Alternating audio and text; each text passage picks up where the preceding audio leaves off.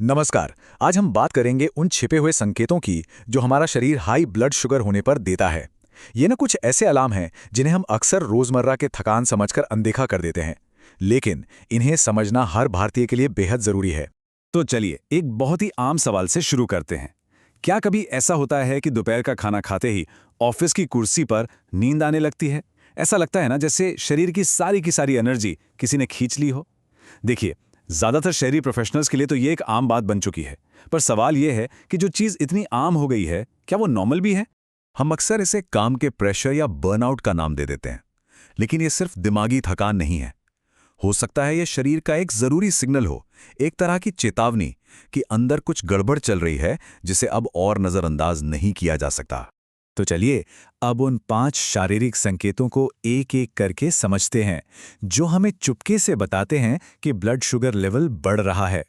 ये ऐसे लक्षण हैं जिन पर हमारा ध्यान, अब जानते हैं, आसानी से जाता ही नहीं है। पहला संकेत स्किन पर दिखता है। अगर गर्दन के पीछे, अंडरआर्म्स में या उंगलियों के जोड़ों पर गहरे वेलवेटी पैच दिख रहे हैं, तो इसे सिर्फ मैल समझने की गलती बिल्कुल ना करें। इस कंडीशन को एकेंथोसिस नैग्रिकन्स कहते हैं और ये शरीर में बढ़े हुए इंसुलिन लेवल का एक साफ साफ संकेत है। अच्छा, दूसरा संकेत है वो जिसे हम मजाक में फूड कोमा भी कह देते हैं। जब कोई भी रोटी, चावल या कार्बोहाइड्रेट से भरपूर खाना खाते हैं और उसके ठीक 1 घंटे के अंदर ही जोरदार नींद आने लगती है, तो समझ लीजिए ये नॉर्मल नहीं है। ये दिखाता है कि खाने ने ब्लड शुगर को बहुत तेजी से ऊपर चढ़ाया और फिर उतनी ही तेजी से नीचे भी गिरा दिया, जिससे एकदम से थकावट महसूस होने लगती है। और भी कुछ जरूरी संकेत हैं, जैसे बार बार यूरिन जाना और हर वक्त प्यास लगना। पता है ऐसा क्यों होता है? क्योंकि किडनियां खून से एक्स्ट्रा शुगर को बाहर निकालने के लिए ओवरटाइम काम कर रही होती हैं। या फिर एक छोटा सा कट या घाव हफ्तों तक ठीक ही नहीं हो रहा। ऐसा इसलिए होता है क्योंकि हाई शुगर ब्लड सर्कुलेशन को धीमा कर देता है। और सबसे अजीब संकेत, भरपेट खाना खाने के थोड़ी देर बाद ही फिर से भूख लग जाना। इसका कारण यह है कि शुगर सेल्स के अंदर जा ही नहीं पा रहा, इसलिए शरीर को लगता है कि वो अभी भी भूखा है। अब एक ऐसे सच के बारे में बात करते हैं जो खास तौर से हम भारतीयों को समझना बहुत जरूरी है। हमें अक्सर क्या लगता है कि अगर कोई इंसान दुबला पतला है तो उसे डायबिटीज जैसी बीमारियां तो हो ही नहीं सकती। ये हमारे समाज का शायद सबसे बड़ा मिथ है। देखिए, रिसर्च ये बताती है कि हम भारतीयों में जेनेटिक रूप से थिन फैट फिनोटाइप होता है। अब इसका मतलब क्या है? मतलब ये कि हमारा वजन और बीएमआई नॉर्मल होने के बावजूद हमारे अंदरूनी अंगों के आसपास, जैसे लिवर और पैंक्रियास के पास, चर्बी जमा होती है, जिसे विसरल फैट कहते हैं। तो कह सकते हैं कि जेनेटिक्स तो सिर्फ बंदूक लोड करते हैं, लेकिन हमारा जो मॉडर्न लाइफस्टाइल है, तनाव, कम नींद और फूड डिलीवरी ऐप्स पर निर्भरता, वो उस बंदूक का ट्रिगर दबाता है।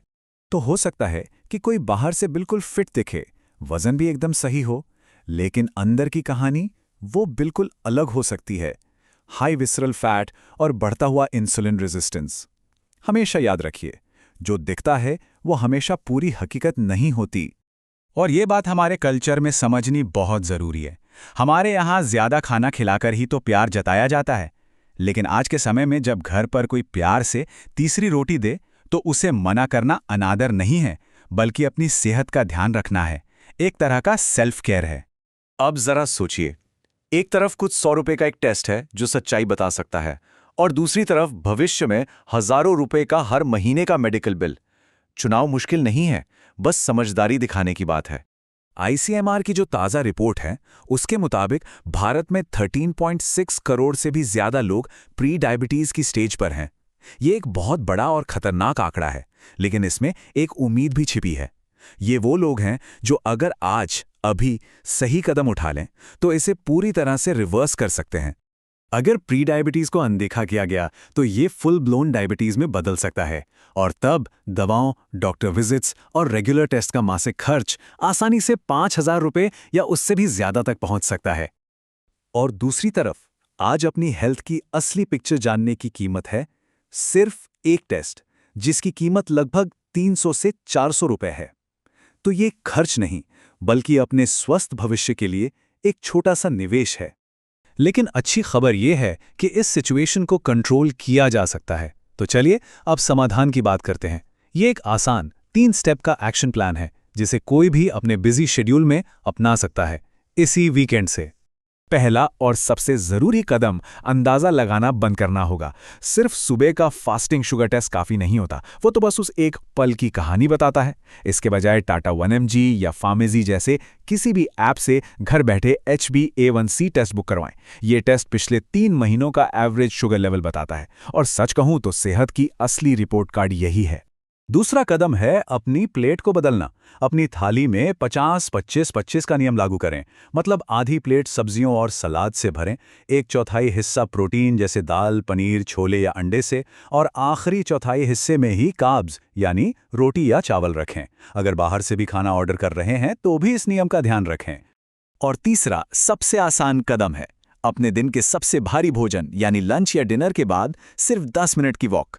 ये छोटा सा काम खाने से होने वाले शुगर स्पाइक को कंट्रोल करने में जादू की तरह काम करता है।